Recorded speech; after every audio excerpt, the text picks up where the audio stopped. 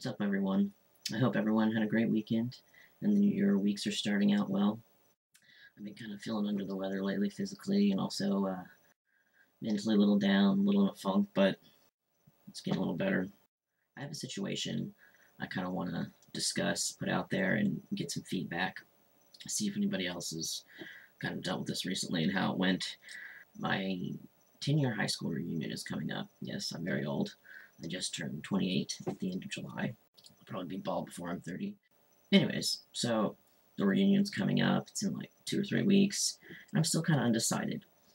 I don't really feel like maybe I would have, like, at the beginning of transition or 5 years ago or whatever, like, oh, these people will have a problem with it. Oh, what will they think of me? Where, I was more concerned with what they think or if they would accept it. But truthfully, even going to a conservative Catholic high school in the South, while people, all these people are voting for Mitt Romney and, what have you. If you like Mitt Romney, good for you, but you know what I mean. They're very conservative, but most of them that I've come in contact with through Facebook or wherever have been really cool with it. Almost like too cool with it, but, it just makes me mad that, like, in high school I was given shit for being a lesbian, but now that I'm trans, it's cool, but I also think it's that we're 10 years older and we've done a lot of maturing. So I'm kind of anxious for this event, partly because I get anxiety at going to most any event. I'm quite a homebody. I sit around and read and write, and I spend a lot of time alone. I need that. But big groups, like going to Pride or something, can be overwhelming for me, but I could still go, whatever, don't get too, overwhelmed, or try not to.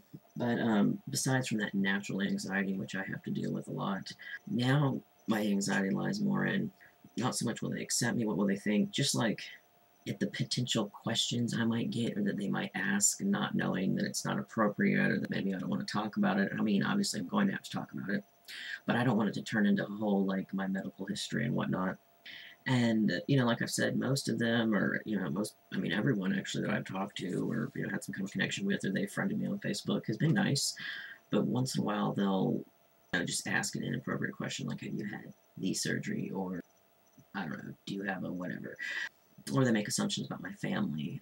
My mom's a teacher, and she taught everyone, that I graduated 8th grade with and went on to high school with me. So a lot of my graduating high school classmates had my mother as a teacher during grade school. And some people just assume that we don't speak. They're like, oh, that's terrible that you and your mom can't talk anymore because she's such a sweet lady. And I'm like, no, my mom's awesome. She's down with this. So it's sad that people make these assumptions that, oh, you come out as trans and then your family automatically cuts you off. Yes, that's true in a lot of cases, unfortunately, but not in this case, and I'm lucky for that. But I don't like those assumptions, and I just don't want to be triggered or even just, like, have to deal with those dumb questions. But I've got to the point where I can handle it. Say, that's actually not an appropriate thing to ask. It's kind of weird talking about the status of my genitals with you, and then people kind of get it. I think really the underlying thing that bothers me the most is I feel kind of like a novelty in a way to them, to a lot of them. Like, they're only interested in me because of the sensational trans thing that they only have access to normally through, media, on the TV, books, or whatever they see in print, and it's not so close to them. They can't just go on Facebook and access that. They can go on my Facebook and go back and look at all my old pictures. And they also knew me before, so some people have done some, well, actually a few people have done some kind of things like they scanned, like, 8th grade pictures of me and put them up and tagged me, like, tagged my male name, and it was like, what the fuck? And, like, even before I saw other people were giving them shit, like, what is wrong? Why would you do that, So there are a few people that are kind of snarky, like, oh, you're a guy now, but overall, people are awesome, or they just don't know, they just think I'm a guy that, went to high school with them, which is funny. So when I really look into it, it's not that I'm afraid that they're not going to be okay with me, because who the hell cares? Like, I don't need their acceptance, or that they don't really think of me as a guy. It's, or that they might ask something inappropriate or triggering, because honestly, a lot of times people just don't have the language to frame things, and they're not trying to be offensive, they're really trying to compliment you. Like, it might seem like a backhanded compliment, like, oh my god, you look great, I could never tell, like, okay, but, they're trying to say, like, hey, good for you, and they don't always know what a trans person is going to look like on hormones, so it's quite impressive to them that, they knew me as this girl that was trying to be femme girl, I was gonna say, and now I'm a dude. You know, I remember talking to some of the girls, they're like, oh my god, your voice is so deep, and it's just so funny. You know, it's just, I mean, they're trying to be nice, so they're not being demeaning, which I think we have to remember, because as trans people, we have this whole lexicon, you know, that we have for ourselves, and a lot of non-trans people don't know it.